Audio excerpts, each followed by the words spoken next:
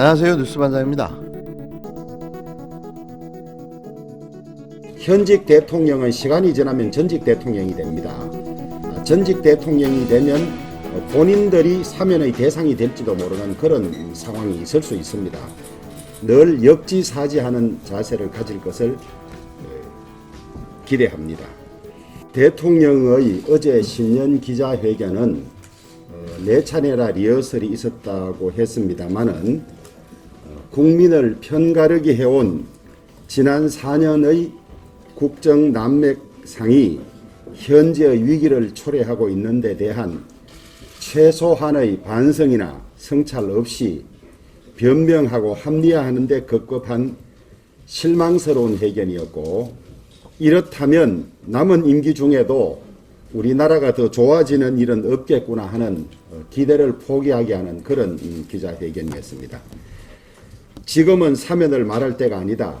전직 대통령 사면은 국민 통합을 해친다는 발언으로 대통령과 집권당의 대표는 결과적으로 국민 여론을 슬쩍 떠보고 서둘러 바람을 빼버린 그 이상도 이하도 아닌 상황을 초래했습니다. 사면은 국민 통합에 도움이 된다는 것이 대부분의 의견인데, 어떻게 해서 전직 대통령 사면이 국민 통합을 해친다는 것인지 알 수가 없습니다. 지금 들으신 이 말은 20일 주호영 국힘당 원내대표가 원내대책회의에서 한 발언입니다.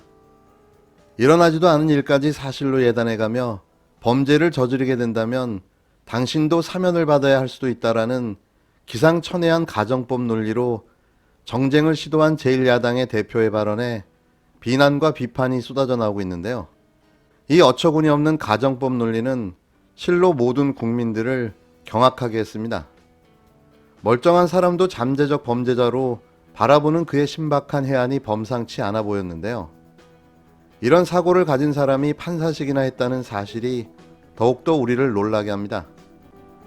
판사 재직 시 얼마나 많은 예측과 예단, 의심과 편향적 잣대로 판결을 내렸을까 하는 생각에 등골이 오싹해지기까지 하는데요. 막말도 정도가 있고 도발도 선이 있는 거죠. 현직 대통령을 향한 이 밑도 끝도 없는 공격, 반짝 지지율에 취해 마치 정권을 다시 잡은 듯 보복 정치를 예고하고 나선 건데요. 그럴 일이야 없겠지만 이들의 망상이 두렵기까지 합니다. 주호영 국힘당 원내대표가 19일 문재인 대통령의 사면 불가 발언을 겨냥해 전직 대통령이 되면 본인이 사면의 대상이 될지도 모른다고 언급하자 여당은 망국적 발언이라며 거세게 반발했습니다.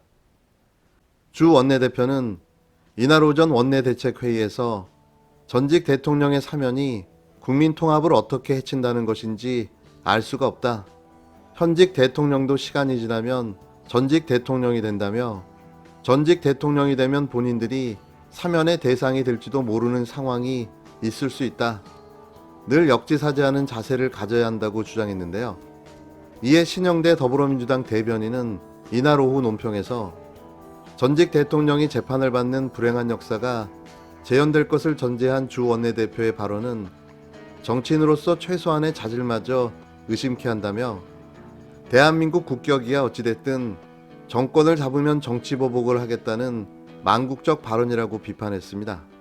이어 자신이 선출한 대통령을 스스로 탄핵했던 본인의 과거를 스스로 지우고 싶은 거냐며 해당 발언에 대해 즉각 사과하고 두 전직 대통령의 죄에 대한 대국민 사과부터 하길 바란다고 강하게 성토했는데요. 서울시장 보궐선거에 출마한 우상호 의원도 이날 페이스북을 통해 주 원내대표의 발언은 정치보복을 하겠다는 선전포고이자 겁박이라며 발언을 즉각 취소하고 국민께 사과하라고 비판했습니다. 홍영표 의원도 페이스북 글에서 아무 근거도 없이 현직 대통령을 잠재적 범죄자로 취급하는 것은 악담으로 치부할 일이 아닌 국가와 국민을 모욕하는 범죄라면서 더 이상 저질 막말 정치로 우리 정치를 오염시키지 말 것을 엄중히 촉구한다고 덧붙였는데요.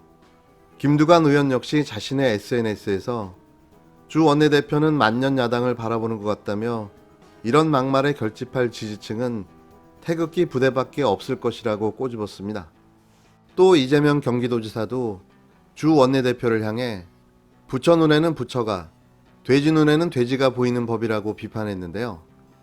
이 지사는 자신의 페이스북에 늘 공작을 일삼는 자는 공작할 일들만 보인다고 언급하며 명색이 제1야당 원내대표다, 없는 죄라도 만들어 보겠다고 겁박하는 것은 아니라 믿고 싶다면서도 저 말은 국힘당이 검찰개혁과 공수처에 저항하는 것이 없는 죄를 만들어 보복하던 추억 때문이냐는 비판에 직면하고 말았다고 적었는데요. 그러면서 분명히 말한다. 그 누구도 없는 죄를 조작해 벌할 수 없다. 다시는 조작에 허망하고 무고하게 당하는 일은 없을 것이다 라고 말했습니다.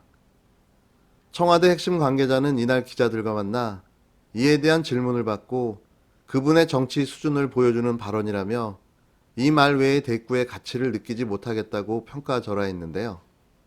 발언이 논란이 되자 주 원내대표는 이날 기자들과 만나 세상의 이치를 얘기한 것이다라며 음지가 양지가 될 수가 있고 양지가 음지가 될 수 있기 때문에 양지에 있을 때 음지를 생각하고 음지에 있을 때 양지를 생각해야 국민 통합이 가능하다는 일반론을 이야기한 것이라고 해명했습니다. 지금의 음지를 영원히 벗어나지 못할 거라는 게 저의 예측인데요. 문재인 대통령의 임기가 끝나도 정권은 바뀔 일이 없기 때문이죠.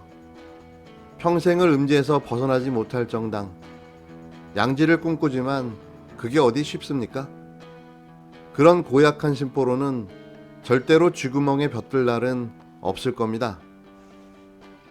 검찰총장님의 지시와 같이 이번 수사가 마지막이 될 수 있도록 액서를 쓰는 심정으로 제기되는 모든 의혹을 철저하게 조사하도록 하겠습니다. 2019년 11월 11일 임관혁 세월호 수사단장이 세월호 특조단을 출범시키며 한 말입니다.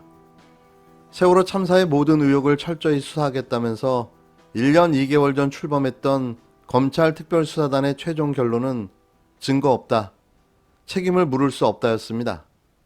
수사 외압과 증거 조작, 구조 방치, 유족 사찰 같은 주요 의혹을 모두 무혐의 처분한 건데요. 당시 청와대와 법무부가 해경의 구조 실패에 업무상 과실치사를 적용하지 말라고 지시한 것도 외압이 아니라 단순한 의견 제시라고 결론을 냈습니다. 6년 넘게 진상규명을 촉구해온 세월호 유가족들은 할 말을 잃었는데요.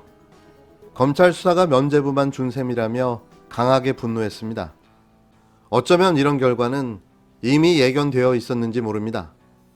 윤석열 최측근으로 알려진 임관혁 수사단장이 특조단에 내정될 때부터 그 저희를 의심해 왔는데요. 결국 결론이 이렇게 내려지고 만 거죠.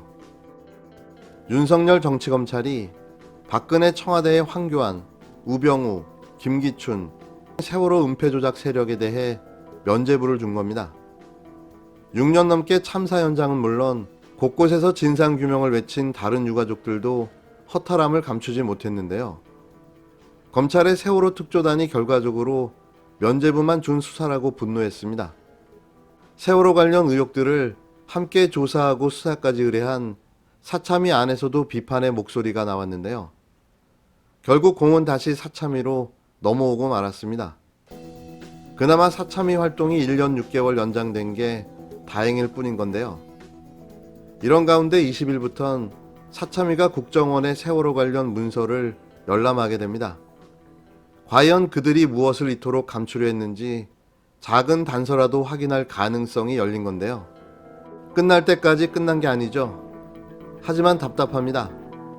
정권은 바뀌었는데 바뀐 건 대통령 한 명이라는 사실만 확인한 셈인 겁니다.